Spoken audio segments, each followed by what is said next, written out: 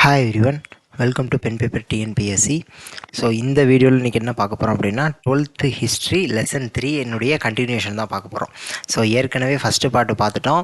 So அதில் வந்து all India home rule league, so அதாவது ஹோம் ரூல் மூமெண்ட், தன்னாட்சி இயக்கமானது எப்படி இருந்தது, அன்னி பெசன்ட் அவர்களுடைய தன்னாட்சி இயக்கம், திலகரனுடைய தன்னாட்சி இயக்கம்லாம் எப்படி இருந்தது அப்படின்னு பார்த்தோம். ஸோ அதனுடைய தன்னாட்சி இயக்கத்தினுடைய முக்கியத்துவம் என்ன அப்படின்னு சொல்லி பார்த்துருப்போம். ஸோ அந்த கடைசி இருக்கா தன்னாட்சி இயக்கத்தின் முக்கியத்துவம், அதுக்கப்புறம் தன்னாட்சி இயக்கம் எப்படி வீழ்ச்சி அடைந்தது அப்படிங்கிற முடிக்க பார்த்துருப்போம்.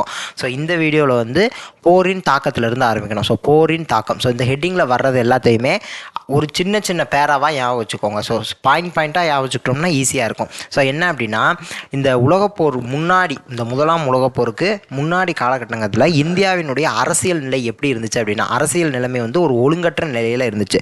ஸோ இதை யூஸ் பண்ணிக்கணும் அப்படின்னு சொல்லிட்டு ஆங்கிலேயர்கள் என்ன செய்கிறாங்க அப்படின்னா, மிதவாதிகளையும் முஸ்லீம் லீக்கையும் நம்ம பக்கம் இழுத்துக்கணும் அப்படிங்கிற எண்ணத்தோடையும், தீவிர தேசியவாதிகளை வந்து தனித்து விட்டுறணும் அப்படிங்கிற நோக்கத்தோடையும் அவங்க கொண்டு வந்தது தான் Minto Marley reforms. So Minto Marley சீர்திருத்தம் 1909. ஸோ 1909 மின்டோ மார்லி சீர்திருத்தத்தை நிறைவேற்றியிருப்பாங்க. ஸோ இதில் வந்து முஸ்லீமுக்கு செப்பரேட் எலக்டோரேட் கிடச்சிருக்கும். ஸோ அதனால் முஸ்லீம் லீக் வந்து இந்த மின்டோ மார்லி சீர்திருத்தத்தை வந்து வரவேற்றிருப்பாங்க. மிதவாதிகள் வந்து நம்ம வந்து பொறுத்திருந்து தான் பார்க்கணும் அப்படிங்கிற எண்ணத்தோடு இருப்பாங்க. ஓகேவா? அதற்கு அப்புறம் ஸோ இது ஒரு இதாக ஞாபகம் வச்சுக்கோங்க. ஸோ ஒழுங்கற்ற நிலையில் இருந்துச்சு. ஸோ அப்போ அவங்க வந்து மாடரேட்ஸையும் முஸ்லீம் லீக்கையும் அவங்க தன்மையப்படுத்திக்கணும்னு நினச்சாங்க, தீவிர தேசியவாதிகளை தனித்து விட்டணும்னு நினச்சாங்க. 1909 மின்டோ மார்லி சீர்திருத்தம் வந்துச்சு. ஸோ இது முடிக்கும் ஒரு இதாக ஞாபகம் வச்சுக்கோங்க. அதுக்கப்புறம் 1913 ஒரு புது குரூப் ஆஃப் லீடர் வந்து முஸ்லீம் லீக்கில் போய் ஜாயின் பண்ணுறாங்க. ஸோ இவங்களில் நிறையா பேர் வந்து ஏற்கனவே காங்கிரஸில் மெம்பராக இருந்தவங்க. ஸோ அதில் முக்கியமானவர் தான் முகமது அலி ஜின்னா. ஸோ அவங்க வந்து இப்படி முஸ்லீம் லீக்கில் 1913 காலகட்டத்தில் ஜாயின் பண்ணுறாங்க. ஸோ ஏற்கனவே காங்கிரஸில் உறுப்பினர்களாக இருந்தவங்க. ஸோ இவங்க வந்து முஸ்லீம்களுக்கு இன்னும் அதிக சீர்திருத்தங்கள் வேணும் அப்படின்னு சொல்லி கேட்டுக்கிறாங்க. முஸ்லீம்களுக்காக அதிக சீர்திருத்தங்களை கோரினர் அப்படிங்கிற அந்த ஸ்டேட்மெண்ட் இருக்கா. 1913 சேர்ந்தாங்க அப்படிங்கிற அந்த ஸ்டேட்மெண்ட் இருக்கா. அதில் முக்கியமானவர் யார்? முகமது அலி ஜின்னா. அந்த ஸ்டேட்மெண்ட் இருக்கா. ஸோ இதெல்லாம் முக்கியமான ஸ்டேட்மெண்ட்டு. ஸோ அதற்கு அப்புறம் ரெவல்யூஷனரிஸ் அப்படிங்கிற விஷயம் இருக்குது. ஸோ அப்போ அவங்க என்ன செஞ்சாங்க? இந்தியாவில் புரட்சிகர தேசிய செயல்பாட்டுக்கு, அப்போ ரெவல்யூஷனரிஸ் புரட்சிகர தேசியவாதம். ஸோ இப்போ இங்கே தான் புரட்சிகர தேசியவாதம் அப்படிங்கிறது வருது. ஸோ அப்போ ஏற்கனவே நம்ம போன லெசனில் பார்த்துருக்கோம். பட் இந்த ஏரியா, இந்த காலகட்டத்தில் இந்த இடத்துல நம்ம படிக்கிறோம். அப்போ இந்த புரட்சிகர தேசியவாதங்களுக்கு ஒரு உகுந்த சூழலை வந்து இந்த முதலாம் உலகப் போர் ஏற்படுத்தி கொடுத்துச்சு. காரணம் என்ன அப்படின்னா, ஆங்கிலேயர்கள் முதலாம் உலகப் போரில் இருந்தப்போ அவங்க வந்து ஒரு கஷ்டமான சூழ்நிலையில் தான் இருக்காங்க. ஏன்னா போரில் இருக்காங்களே. அப்போ அதை வந்து இந்த புரட்சிகர தேசியவாதிகள் இந்த சூழ்நிலையை அவங்க பயன்படுத்திக்கணும் அப்படின்னு நினச்சாங்க. அதில் காதர் மூமெண்ட் அப்படிங்கிறது தான் அந்த மாதிரி ஒரு இதுலேருந்து வந்த ஒரு இயக்கம் தான் காதர் இயக்கம் அப்படிங்கிறது. ஸோ காதர் இயக்கம் அவற்றின் வெளிப்பாடுகளில் ஒன்றாகும். ஸோ இந்த மாதிரி ஒரு நினச்சி இந்த சூழ்நிலையில் நம்ம பயன்படுத்திக்கணும் அப்படின்னு வந்தது தான் இந்த காதர் இயக்கம். ஸோ அப்போ இதையும் ஞாபகம் வச்சுக்கணும். காதர் இயக்கம் இந்த இடத்துல கொடுத்துருக்காங்களா இந்த பாக்ஸில். ஸோ இங்கனக்குள்ளே பார்த்துருவோமா என்ன அப்படின்னா, ஸோ இந்த காதர் இயக்கம் இந்த பாக்ஸ் ஃபுல்லாகவே நீங்கள் ஃபேக்ட் மாதிரி ஞாபகம் வச்சுக்கணும். ஸோ அப்படியே மனப்பாடம் பண்ணுறது தான். ஸோ சோகன் சிங் பக்னாவை தலைவராக கொண்டு பசிபிக் பிரதேச இந்துஸ்தான் அமைப்பை சான் பிரான்சிஸ்கோவில் வசித்து வந்த லாலா ஹர்தயால் 1913 நிறுவினார். அதாவது இப்போ ஃபஸ்ட்டு விஷயம், இதனுடைய ஃபவுண்டர் யார் அப்படின்னா லாலா ஹர்தயால். ஸோ அப்போ என்ன கேட்பாங்க ஃபஸ்ட்டு கொஷின் அப்படின்னா, யார் வந்து Pacific coast Hindustan association, Pacific பிரதேச இந்துஸ்தான் அமைப்பை யார் நிறுவினார் அப்படின்னா லாலா ஹர்தயால். இவர் வந்து சான் பிரான்சிஸ்கோவில் வசித்து வந்த ஒருத்தவர். ஸோ அப்போ அதனுடைய முதல் பிரசிடெண்ட்டாக யார் இருந்தா அப்படின்னா சோகன் சிங் பக்னா அப்படிங்கிறவர் முதல் பிரசிடெண்ட்டாக இருக்கிறார். ஸோ நிறுவியவர் இவர் லாலா ஹர்தயால். பிரசிடெண்ட் யார்? சோகன் சிங் பக்னா. எப்போ எந்த காலகட்டத்தில் நிறுவினாங்கன்னா 1913 1913. ஸோ இந்த வருஷம் ரொம்ப ரொம்ப முக்கியம். ஸோ இந்த இயக்கத்தை, இந்த பசிபிக் கோஸ்ட் இந்துஸ்தான் அசோசியேஷன் சொல்கிறீங்களா, பசிபிக் பிரதேச இந்துஸ்தான் அமைப்பை, இதை வந்து காதர் இயக்கம், காதர் பார்ட்டி, காதர் கட்சி அப்படின்னு சொல்லி அழைச்சாங்க. அப்போ உருது மொழியில் காதர் அப்படிங்கிறதுக்கு கிளர்ச்சி என்று பொருள். ஸோ அப்போ இந்த அடுத்த கேள்வி என்ன, பசிபிக் கோஸ்ட் இந்துஸ்தான் அசோசியேஷனை என்னன்னு சொல்லி அழைச்சாங்கன்னா காதர் பார்ட்டின்னு சொல்லி அழைக்கிறாங்க, காதர் கட்சின்னு சொல்லி அழைக்கிறாங்க. அப்போ உருது மொழியில் காதர் அப்படிங்கிறதுக்கான அர்த்தம் என்ன அப்படின்னா கிளர்ச்சி, ரெவல்யூஷன் அப்படிங்கிறது அர்த்தம். ஸோ இதில் இருந்த பெரும்பாலான உறுப்பினர்கள் வந்து இங்கேருந்து குடிபெயர்ந்திருப்பாங்களா, சீக்ஸ் வந்து இந்தியாவிலேருந்து சீக்ஸ் குடிபெயர்ந்திருப்பாங்களா யூஎஸ்க்கோ கனடாவுக்கும், அவங்க தான் இங்கே நிறையா பேர் இது இதில் வந்து உறுப்பினர்களாக இருந்தாங்கன்னு சொல்கிறாங்க. அமெரிக்கா மற்றும் கனடாவில் குடியேறிய சீக்கியர்களே பெரும்பாலும் இந்த கட்சியில் இடம்பெற்றிருந்தனர். அதற்கு அடுத்த ஸ்டேட்மெண்ட் என்ன அப்படின்னா, காதர் என்ற பத்திரிகையையும் இந்த கட்சி வந்து வெளியிட்டது. அப்போ காதர் அப்படின்னு ஒரு பத்திரிகையையும் அந்த கட்சி வெளியிட்டிருக்கு. ஸோ அப்போ இதனுடைய பத்திரிகை, இந்த காதர் கட்சியினுடைய பத்திரிகை என்னன்னா காதர், அவ்வளோதான். ஸோ 1913 1913, ஸோ அதே ஆண்டு தான், அதே ஆண்டு நவம்பர் முதல் சான் பிரான்சிஸ்கோவில் இது பதிப்பிட்டு வெளியானது. இந்த காதர் அப்படிங்கிற இந்த நியூஸ் பேப்பர் வந்து, காதர் அப்படிங்கிற இந்த பத்திரிகை வந்து 1913 நவம்பர் முதல் சான் பிரான்சிஸ்கோவில் வந்து அச்சிடப்பட்டு பதிப்பிக்கப்பட்டு வெளியிடப்பட்டது.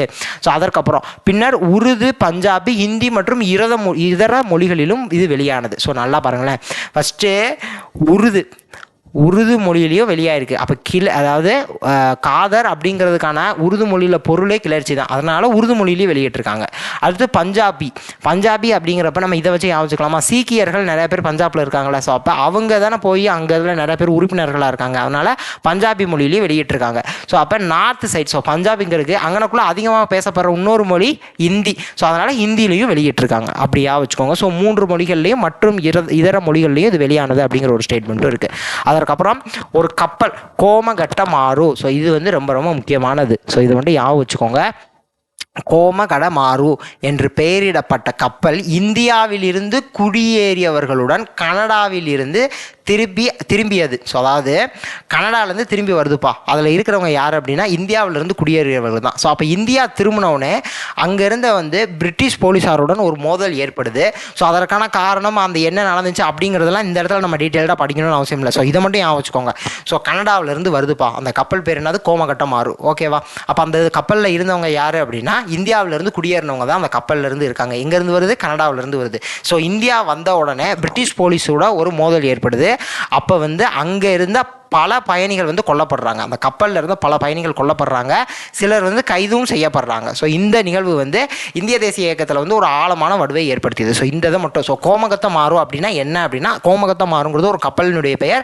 கனடாவிலிருந்து அந்த கப்பல் வருது, அந்த கப்பலில் இருந்தவங்க யார், இந்தியாவிலிருந்து குடியேறினவங்க. ஸோ இங்கே வந்தவுடனே பிரிட்டிஷ் போலீஸாரோட ஒரு மோதல் ஏற்படுது, அதில் சிலர் வந்து கொல்லப்படுறாங்க, சிலர் கைது செய்யப்படுறாங்க. ஸோ இது வந்து ஒரு முக்கியமான நிகழ்வு அப்படிங்கிறத இந்த இடத்துல சொல்கிறாங்க. ஸோ இதை மட்டும் இந்த இடத்துல ஞாபகம் வச்சுக்குவோம். ஸோ காதர் பார்ட்டியை பற்றி யார் ஃபவுண்டரு, எந்த வருஷம், என்ன நியூஸ் பேப்பரு, எந்தெந்த மொழியில் வெளியிட்டாங்க, காதர்னா உருது மொழியில் என்ன அர்த்தம், இந்த கட்சி பாப்புலராக காதர் கட்சி அப்படின்னு அழைக்கப்பட்டது. ஸோ இந்த விஷயங்கள்லாம் ஞாபகம் வச்சுக்கணும், ஓகேவா. ஸோ அதற்கப்புறம் ஸோ இங்கேருந்து இப்போ நம்ம திருப்பி பார்க்கணும். முதலாம் உலகப் போர், விடுதலை போரில் பெரும் தாக்கத்தை கொண்டிருந்தது. அதாவது இந்த முதலாம் உலகப் போர் வந்து நம்ம இந்தியாவில் இருந்த விடுதலை போராட்டத்திற்கு வந்து முக்கியமாக ரொம்ப வந்து ஒரு பெரிய தாக்கத்தை ஏற்படுத்துச்சு அப்படின்னு சொல்கிறாங்க. ஸோ ஆரம்ப காலகட்டத்தில் அடுத்த பாயிண்ட் என்ன அப்படின்னா, ஆரம்ப காலகட்டத்தில் முதல்ல வந்து பிரிட்டிஷ் வந்து இந்தியாவினுடைய சப்போர்ட் வேணும் அப்படின்னு அவங்க பெருசாக நினைக்கல. பட் ஒரு கட்டத்துக்கு மேலே போர் வந்து வெஸ்ட் ஏசியாவுக்கும் ஆப்பிரிக்காவுக்கும் நகர்ந்த பிறகு பிரிட்டிஷ் வந்து இந்தியாவினுடைய சப்போர்ட் நமக்கு கண்டிப்பாக தேவை அப்படிங்கிற எண்ணத்தோடு நினச்சாங்க. அந்த சமயத்தில் இந்தியர்கள் என்ன நினச்சாங்க, இந்திய விடுதலை போராட்ட வீரர்கள் என்ன நினைச்சாங்க அப்படின்னா, இந்த சமயத்தை நம்ம யூஸ் பண்ணி பிரிட்டிஷ் கவர்மெண்ட் மேலே ஒரு ப்ரெஷர் போட்டோம் அப்படின்னா சீர்திருத்தங்கள் நம்ம நிறையா பண்ண முடியும். ஏன்னா இப்போ பிரிட்டிஷ்க்கு இந்தியாவினுடைய சப்போர்ட் வேணும், அப்போ இந்தியா கேட்குறத பிரிட்டிஷ் தரும் அப்படிங்கிற ஒரு எண்ணத்தோட இவங்க கேட்க ஆரம்பித்தாங்க. அது அப்படி ஒன்று விஷயம் தான் என்ன அப்படின்னா, காங்கிரஸும் முஸ்லீம் லீக்கும் தன்னுடைய ஆனுவல் செஷன், ஸோ வருடாந்திர மாநாட்டை வந்து 1915 பம்பாயில் நடந்துச்சு. ஸோ அப்போ ரெண்டு பேருமே ஒரே மாதிரியான விஷயங்களை அவங்கவுங்க மாநாட்டில் பேசுகிறாங்க. ஸோ அக்டோபர் 16, ஸோ இது நடந்தது பம்பாயில் 1915 பம்பாயில் வருடாந்திர மாநாட்டை நடத்தி கொண்டிருந்த காங்கிரஸ் முஸ்லீம் லீக்கும் இதே அடிப்படையில் விவாதித்தன. ஸோ ஒரே மாதிரியான பேசுகிறாங்க. அக்டோபர், ஸோ இது 1915. அதுக்கப்புறம் அக்டோபர் 1916 இம்பீரியல் சட்டப்பேரவைக்கு தேர்ந்தெடுக்கப்பட்ட இந்து மற்றும் முஸ்லீம் உறுப்பினர்கள் வைஸ்ராய்ட்ட வந்து ஒரு கடிதத்தை கொடுக்குறாங்க. அதாவது எங்களுக்கு போருக்கு பின்னாடி, போர் முடிந்ததற்கு அப்புறம் என்னென்ன சீர்திருத்தங்கள்லாம் எங்களுக்கு வேணும், நீங்கள் என்னென்னலாம் ரிஃபார்ம்ஸ் பண்ணி எங்களுக்கு கொடுக்கணும் அப்படின்னு சொல்லி ஒரு லெட்டரை கொடுக்குறாங்க, ஓகேவா. எப்போ கொடுக்குறாங்க, அக்டோபர் மாதம் 1916 இம்பீரியல் லெஜிஸ்லேட்டிவ் கவுன்சிலில் இருந்த ஹிந்து மற்றும் முஸ்லீம் உறுப்பினர்கள் வந்து வைஸ்ராய்ட்டை கொடுக்குறாங்க. பட் பிரிட்டிஷ் கவர்மெண்ட் அதை கண்டுக்கவே இல்லை. அதன் பிறகு காங்கிரஸும் முஸ்லீம் லீக்கும் கல்கத்தாவில் நவம்பர் 1916 அந்த மொமரண்டம், அந்த கடிதம் கொடுத்தாங்களா, அதை பற்றி பேசுகிறாங்க. சொல்கிறாங்க. ஸோ அதுதான் அடுத்த பாயிண்ட்டாக இருக்கும். ஸோ இது நடந்தது அக்டோபர் மாதம் 1916. அடுத்தது என்ன சொல்கிறாங்கன்னா நவம்பர் மாதம் 1916 ஒரு லெட்டர் கொடுக்குறாங்கப்பா. அந்த லெட்டர் வந்து வைஸ்ராய்கிட்ட கொடுக்குறாங்க. ஆனால் பிரிட்டிஷ் கவர்மெண்ட் அதை கண்டுக்கல. அதனால நவம்பர் மாதம் அந்த லெட்டரை பற்றி பேசுகிறாங்க. என்ன பேசுகிறாங்க அப்படிங்கிறது அடுத்த பாயிண்ட். காங்கிரஸும் முஸ்லீம் லீக்கும் 1916ஆம் ஆண்டு நவம்பர் மாதம் கல்கத்தாவில் சந்தித்து இந்த கடிதம் குறித்து விவாதித்தன.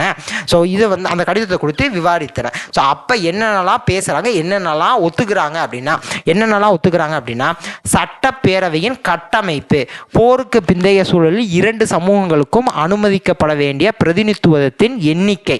ஸோ அதாவது இந்த காம்போசிஷன் சொல்கிறோம்.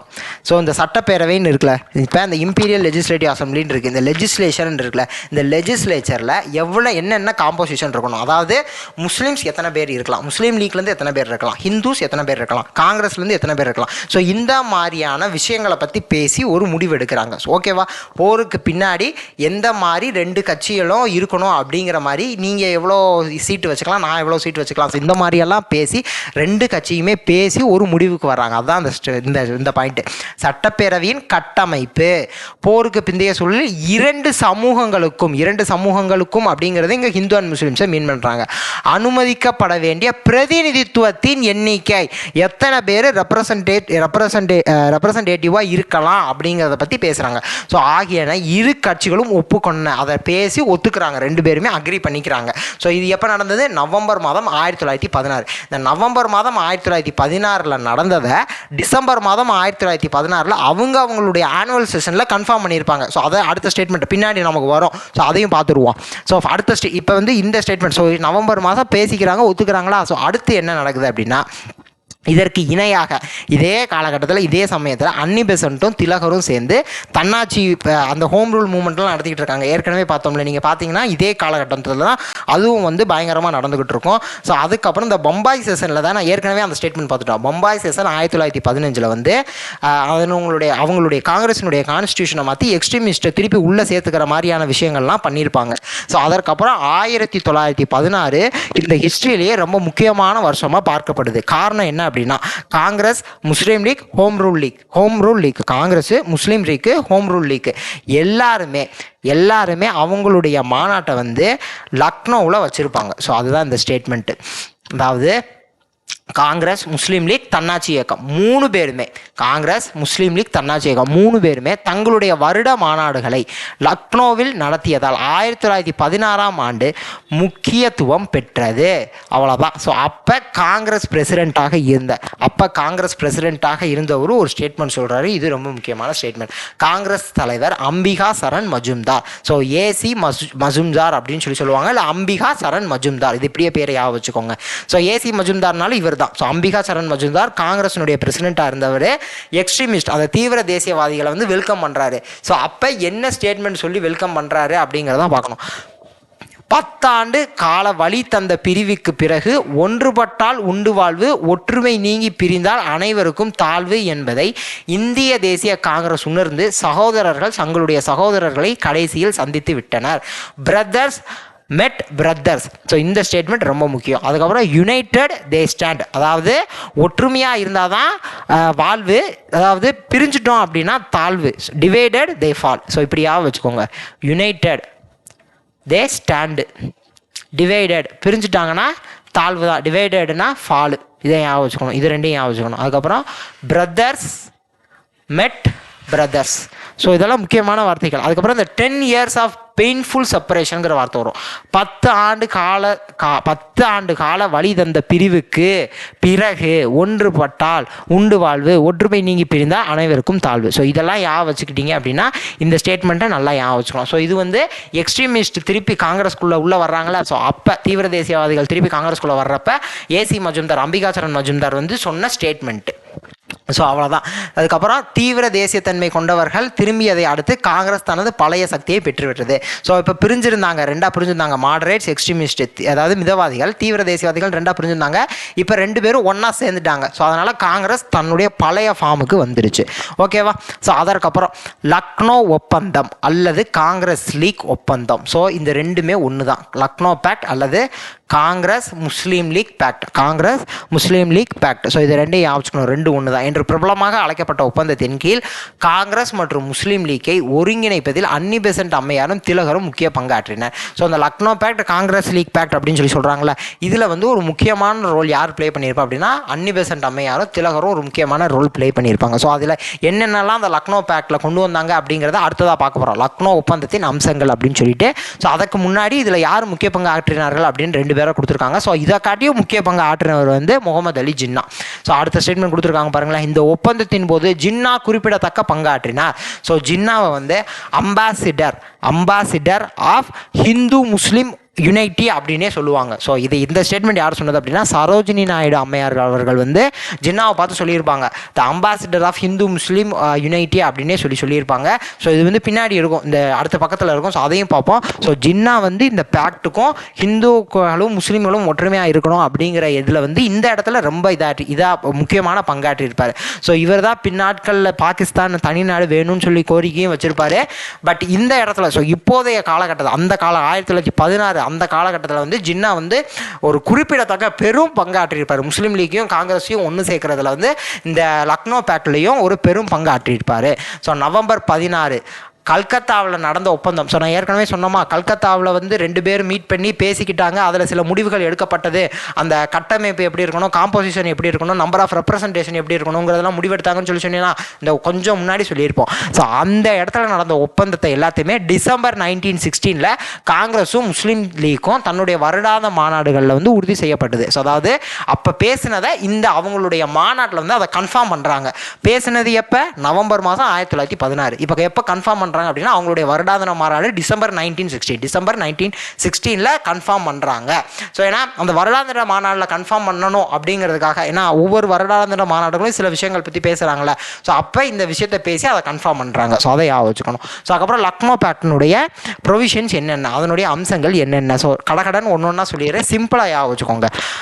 அது ஃபஸ்ட்டு பாயிண்ட் என்ன கொடுத்துருக்காங்க அப்படின்னா மாகாணங்கள், அதாவது ப்ராவின்சஸ். மாகாணங்கள் வந்து சென்டர்னுடைய கண்ட்ரோல், மத்திய கட்டுப்பாட்டில் இருந்து கொஞ்சம் அவங்க வந்து ஃப்ரீயாக இருக்கணும் அப்படின்னு சொல்கிறாங்க. எந்தெந்த விஷயத்துலனா அட்மினிஸ்ட்ரேஷன்லையும் ஃபினான்ஸ்லையும் நிர்வாகத்திலையும் நிதி விஷயங்கள்லையும்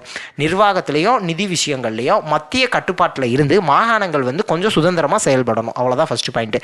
செகண்ட் பாயிண்ட் என்ன அப்படின்னா கவுன்சிலில், அதாவது சென்ட்ரல் கவுன்சில்லையும் சரி ப்ராவின்சியல் கவுன்சில்லையும் சரி, மத்திய மற்றும் மாகாண, இது சென்ட்ரலு இது ப்ராவின்ஸு, மாகாண சட்ட மேலவை, கவுன்சில் அப்படின்னா சட்ட மேலவை, இங்கே சட்டப்பேரவைன்னு வருது, அப்போ இது லெஜிஸ்லேச்சர். ஓகேவா?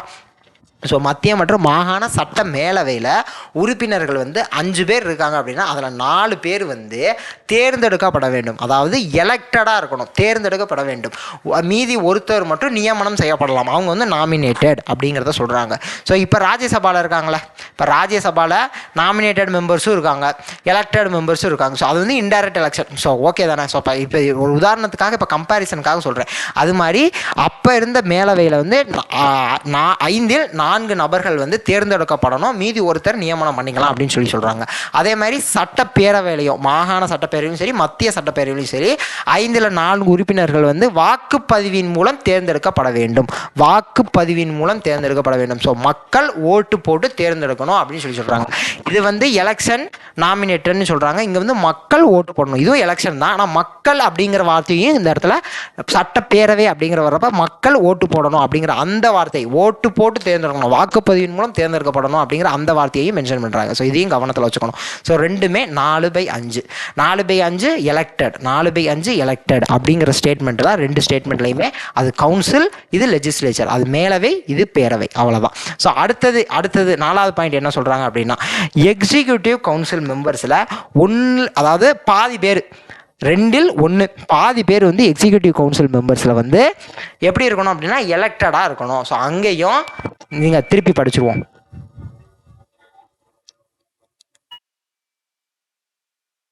அடுத்தது என்ன சொல்கிறாங்க அப்படின்னா half of the executive council members வந்து எலெக்டடாக இருக்கணும். எதுலேருந்து எலெக்ட் பண்ணியிருக்கணும் அப்படின்னா கவுன்சில்ஸ் அவங்களாவே எலெக்ட் பண்ணிக்கிற மாதிரி இருக்கணும். ஸோ அதுதான் அடுத்த பாயிண்ட்டு. ஸோ என்ன கொடுத்துருக்காங்க அப்படின்னா மத்திய நிர்வாக சபை. ஸோ அதான் எக்ஸிக்யூட்டிவ் கவுன்சில். ஸோ மத்திய நிர்வாக சபை உட்பட நிர்வாக சபை உறுப்பினர்களில் இரண்டில் ஒரு பங்கு நபர்கள் அந்தந்த சபைகளின் மூலமாக தேர்ந்தெடுக்கப்பட்ட இந்தியர்களாக இருக்க வேண்டும். ஸோ இதில் வந்து ஃபஸ்ட்டு என்ன பார்த்தோம், 4/5 பார்த்தோமா. இதில் 1/2. இந்த 1/2 வந்து எப்படி இருக்கணுமா, எலெக்டடாக இருக்கணும், தேர்ந்தெடுக்கப்படணும், எலெக்டடாக இருக்கணும் அப்படின்னு சொல்லிட்டாங்க. அடுத்து எங்கேருந்து எலெக்ட் பண்ணப்படணும் அப்படின்னு சொல்கிறாங்க, அந்தந்த சபைகளின் மூலமாக எலெக்ட் பண்ணணுமா அப்படின்னு சொல்லிட்டாங்க. அடுத்த ஸ்டேட்மெண்ட் என்ன சொல்கிறாங்க, அந்த 1/2 பேர் வந்து அதாவது 1/2 அதாவது 2இல் ஒரு நபர் வந்து எப்படி இருக்கணுமா, இந்தியன்ஸாக இருக்கணும், இந்தியர்களாக இருக்கணும். ஸோ ஃபஸ்ட்டு வந்து 4/5 அந்த நம்பர் நல்லா வச்சுக்கோங்க. 4/5 இங்கே வந்து 1/2 எலெக்டடாக இருக்கணும் எக்ஸிக்யூட்டிவ் கவுன்சிலில். அந்த எதுலேருந்து எலெக்ட் பண்ணப்படணும்னா அந்தந்த சபையிலேருந்து எலெக்ட் பண்ணப்படணும்னு சொல்லிட்டாங்க. அவங்க இந்தியர்களாக இருக்கணும் அப்படின்னு சொல்லியிருக்காங்க. 5வது பாயிண்ட் என்ன அப்படின்னா, செப்பரேட் எலக்டோரேட்டை வந்து மாகாண எலெக்ஷன்லையும் மாகாண தேர்தல்கள்லையும் கொண்டு வரலாம் அப்படின்னு சொல்லி காங்கிரஸ் அக்செப்ட் பண்ணிக்குது. ஸோ அதில் எக்ஸப்ஷன் வந்து 2 பஞ்சாபும் பெங்காலியும் மட்டும் எக்ஸப்ஷன். ஏன்னா 2 இடத்துலையுமே முஸ்லீம்ஸ் அதிகமாக வாழக்கூடிய நபர்கள். ஸோ இதை எப்படி ஆவச்சுக்கலாம், இங்கே பஞ்சாப் இங்கே பெங்கால் இருக்குன்னு ஞாபகம் வச்சுக்கோங்க. இந்த பஞ்சாப்பை 2ஆக பிரித்து தானே பாகிஸ்தான். ஸோ அதனால் இந்த ஏரியாவில் முஸ்லீம்ஸ் அதிகம். அதேமாதிரி இங்கே பங்களாதேஷ், அப்போ இந்த ஏரியாவிலையும் முஸ்லீம்ஸ் அதிகம். ஸோ அப்போ இந்த 2 இடத்துல மட்டும் அந்த இது வந்து செப்பரேட் எலக்டோரேட் முஸ்லீம்ஸ்க்கு வந்து எக்ஸப்ஷனு. ஏன்னா இங்கே 2 இடத்துல ஹிந்துக்கும் சீக் மைனாரிட்டிஸ் இருக்காங்க. ஸோ அவங்களுக்கு கொஞ்சம் முக்கியத்துவம் கொடுக்கணும் அப்படிங்கிறதுக்காக. ஏன்னா இங்கே 2 இடத்துல என்ன, முஸ்லீம்ஸ் அதிக நபர்கள், ஹிந்துஸும் சீக்ஸும் கொஞ்சம் கம்மி. ஸோ அதனால் அவங்க 2 பேரும் மைனாரிட்டிஸாக இருக்கிறதுனால அவங்களுக்கு முக்கியத்துவம் கொடுக்கணும் அப்படிங்கிற விஷயம்.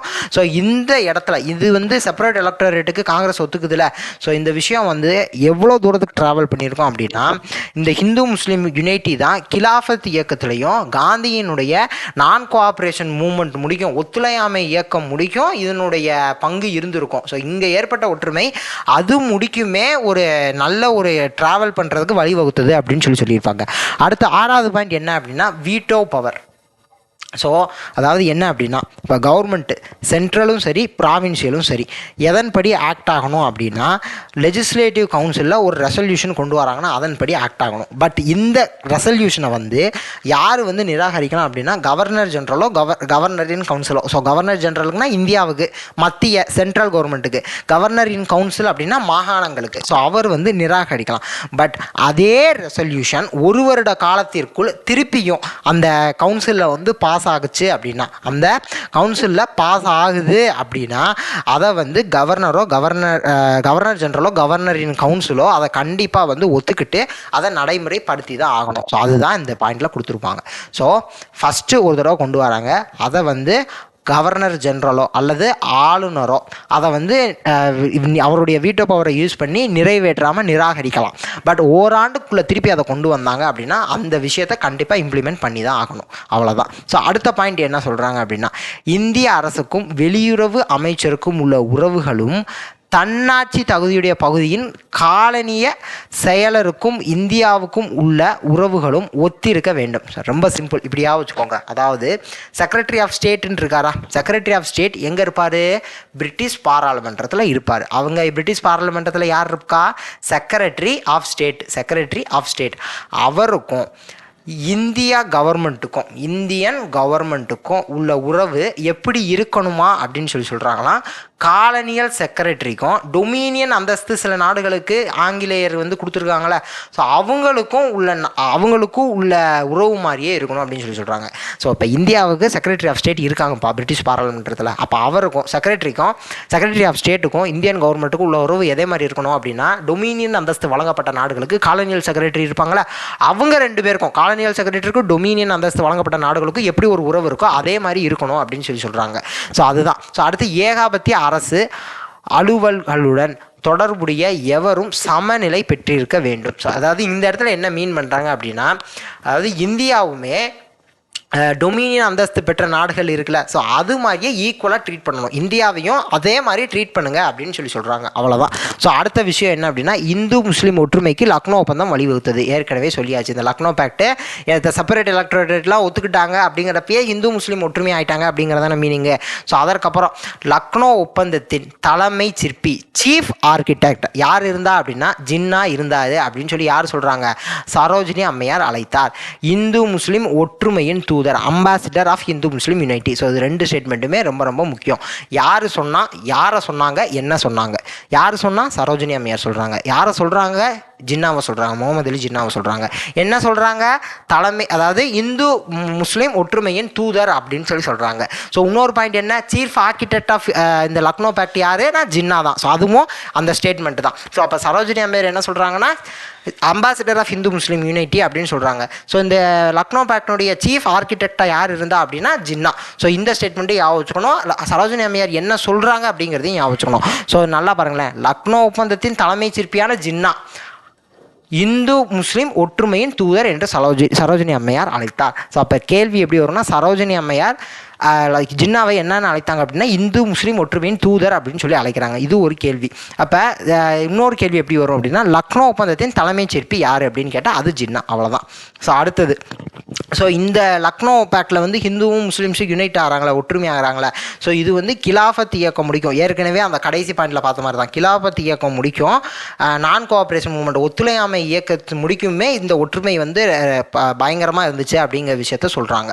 ஸோ அடுத்த விஷயம் என்ன அப்படின்னா, காலனிய ஆதிக்க அரசின் அடக்குமுறை நடவடிக்கைகள். ஸோ இப்போ இந்த விடுதலை போராட்டம் தீவிரமடைதலை, ஸோ அதுக்கு வந்து பிரிட்டிஷ் கவர்மெண்ட் ஏதோ ஒரு விஷயம் திருப்பி இது செய்வாங்களே. ஸோ அது அப்போ அவங்க என்னென்ன அடக்குமுறை செஞ்சாங்க அப்படின்னா, ஸோ ஒரு பக்கத்தில் காங்கிரஸ் எல்லாம் வருது, இன்னொரு சைடு அதே சைடில் தான் இந்த புரட்சிகர தேசியவாதமும் வருது. ஓகேவா. ஸோ ரெவல்யூஷனரிஸ் இன்னொரு பக்கம் வளர்கிறாங்க. ஸோ அப்போ இவங்க அமைதியான முறையில் செய்வாங்க. ரெவல்யூஷனரிஸ் என்ன செய்வாங்க அப்படின்னா, ஏற்கனவே நமக்கு தெரிஞ்சது தான், போய் துப்பாக்கி எடுத்து கொண்டு போய் சுடுவாங்க. ஸோ அப்போ வந்து அவங்க வந்து அகிம்சையை கடைபிடிக்க மாட்டாங்க, அவங்க வந்து வயலண்ட்டாக தான் இருப்பாங்க. ஸோ இது ஒரு முக்கியமான விஷயம். இந்த ரெவல்யூஷனரி மூமெண்ட் இதெல்லாம் எப்போ ஆரம்பிச்சிச்சு அப்படின்னா, போன லெசன்லேயே நம்ம பார்த்துருக்கோம், செகண்ட் லெசன்லேயே 1850-60 அந்த காலகட்டத்திலேருந்தே தொடங்கி 1880-90களில் ஒரு தீவிரமான நிலையை அடையுது. ஸோ அதான் கொடுத்துருப்பாங்க. 19ஆம் நூற்றாண்டின் இறுதியில், குறிப்பாக சொன்னால் 1890 1890s அந்த காலகட்டத்தில் தொடங்கி வங்க பிரிவினை காலகட்டத்தின் வரை அது முடுக்கத்தை பிடித்தது. ஸோ அப்போ வந்து எப்போ வந்து ரொம்ப தீவிரமடையுது அப்படின்னா 1905 பெங்கால் பார்ட்டிஷன். அப்போ ஸோ பார்ட்டிஷன் ஆஃப் பெங்கால் போன லெசனில் படித்தோம்ல, அந்த காலகட்டத்தில் வந்து அது இன்னுமே கொஞ்சம் தீவிரமடையுது அப்படின்னு சொல்கிறாங்க. ஸோ இந்த புரட்சிகர தேசியவாதிகள் தான் முதல்ல எங்களுக்கு முழுமையான சுதந்திரம் வேண்டும் அப்படின்னு சொல்லி கேட்குறாங்க. ஸோ இந்த பாயிண்ட் முக்கியமான பாயிண்ட். முழுமையான சுதந்திரம் வேண்டும் என்று முதலில் கோரிக்கையை புரட்சிகர அமைப்புகளின் அங்கத்தினர் எழுப்பினர். ஸோ அப்போ இந்த புரட்சிகர தேசியவாதம் எங்கே வந்து ரொம்ப இதாக இருந்துச்சு அப்படின்னா, மகாராஷ்டிரா, பெங்கால், பஞ்சாப் 3 இடமும் ரொம்ப முக்கியமான இடமா இருந்துச்சு. ஸோ மெட்ராஸ் மாகாணமுமே கொஞ்ச காலம் இந்த புரட்சிகர தேசியவாதத்தின் தீவிரமாக களமாக இருந்தது அப்படின்னு சொல்லுவாங்க. ஸோ இந்த இருக்கா, சென்னை மாகாணமும் புரட்சிகர நடவடிக்கையின் ஒரு தீவிர களமாக இருந்தது. அடுத்த விஷயம், ஸோ இது வந்து என்ன இருக்குது அப்படின்னு சொல்கிறாங்க. அப்போ கவர்மெண்ட் என்னென்ன செஞ்சாங்க அப்படிங்கிறத இங்கே வரிசையாக சொல்லியிருப்பாங்க. 1903 கர்சன் பிரபு குற்ற உளவுத்துறையை உருவாக்கினார். சிஐடியை 1903 உருவாக்குறாரு. 1 2 3 3 லெட்டர் இருக்கா, அதனால் 1903. 1903 கர்சன் பிரபு, லார்டு கர்சன் சிஐடியை உருவாக்குறாரு. அதுக்கப்புறம் இதெல்லாம் ஏற்கனவே பார்த்த சட்டங்கள் நிறையா வரும். ஸோ பத்திரிகை சட்டம் ஏற்கனவே பார்த்தாச்சு போன லெசன்லேயே 1908. அதுக்கப்புறம் வெடிப்பொருள்கள் சட்டம் 1908. ஸோ எக்ஸ்ப்ளாசிவ் சப்ஸ்டன்சஸ் ஆக்ட்னு சொல்லுவாங்க, வெடிப்பொருள்கள். இதுவுமே போன லெசனில் பார்த்துருப்போம். அதுக்கப்புறம் இந்திய பத்திரிகை சட்டம் 1910 1910 Indian press act. So press 10 அப்படின்னு சொல்லியிருப்போம், ப்ரெஸ் 10 ப்ரெஸ் 10 அவ்வளோதான். ஸோ அதுக்கப்புறம் தேச துரோக கூட்டங்கள் தடுப்பு சட்டம். So seditious meeting act, prevention of seditious meeting act 1911. Seditious meeting, ஒரு மீட்டிங் இருக்குப்பா, இங்கே ஒருத்தர் நின்று பேசுகிறாரு, இங்கே ஒருத்தர் நின்று பேசுகிறாரு, அப்போ 1-1-11 ஞாபகம் வச்சுக்கோங்க. 1911. ஸோ 1911 இங்கே ஒருத்தர் 1911 ஞாபகம் வச்சுக்கணும். ஸோ தேச துரோக கூட்டங்கள் தடுப்பு சட்டம், seditious meeting, prevention of seditious meeting act.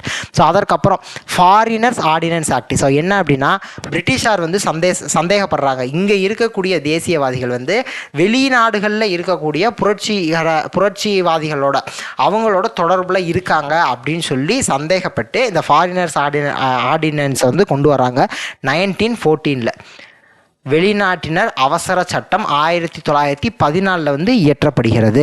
1914 இந்த ஃபாரினர்ஸ் ஆக்டை வந்து கொண்டு வர்றாங்க. ஸோ இதன்படி என்ன அப்படின்னா வெளிநாட்டில் இருக்கிறவங்க யாருமே இந்தியாவுக்குள்ளே வரக்கூடாது அப்படிங்கிறது தான். வெளிநாட்டினர் நுழைவுக்கு கட்டுப்பாடுகளை விதிக்கும் வகையில் வந்து இந்த வெளிநாட்டினர் அவசர சட்டம் 1916 கொண்டு வரப்பட்டது. ஸோ இதில் கேள்வி எப்படி கேட்பாங்க, ஃபாரினர்ஸ் ஆர்டினன்ஸ் எப்போ கொண்டு வந்தது, வெளிநாட்டினர் அவசர சட்டம் எப்போ கொண்டு வந்ததுன்னா 1916 கொண்டு வந்தாங்க. ஸோ எதுக்காக கொண்டு வந்தாங்க அப்படின்னா வெளிநாட்டினர் இந்தியாவுக்குள்ளே நுழைகிறதுக்கு கட்டுப்பாடுகளை விதிக்கும் வகையில் கொண்டு வர்றாங்க. ஸோ இதெல்லாம் தான் இந்த இதில் இருக்குது. ஸோ என்னென்னலாம் செஞ்சாங்க அப்படிங்கிறது இந்த இதை வந்து ஒரு மேட்ச் தான் ஃபாலோயிங்காக கேட்கலாம் ஈஸியாக. சிஐடி 1903, அதுக்கப்புறம் பத்திரிகை சட்டம் 1908, அதுக்கப்புறம் என்ன ப்ரெஸ் ஆக்ட் 1910, இந்த வெடிபொருள் சட்டம் 1908, ஸோ அதுக்கப்புறம் இந்த seditious meeting 1911, foreigners ordinance 1914. So இந்த மாதிரி கேட்கலாம். ஸோ அதற்கப்புறம் இந்திய பாதுகாப்புக்கான சட்டம் defence of India act 1915. So இதுலேருந்து நெக்ஸ்ட் வீடியோவில் பார்க்கலாம். Thank you to all. தேங்க்யூ.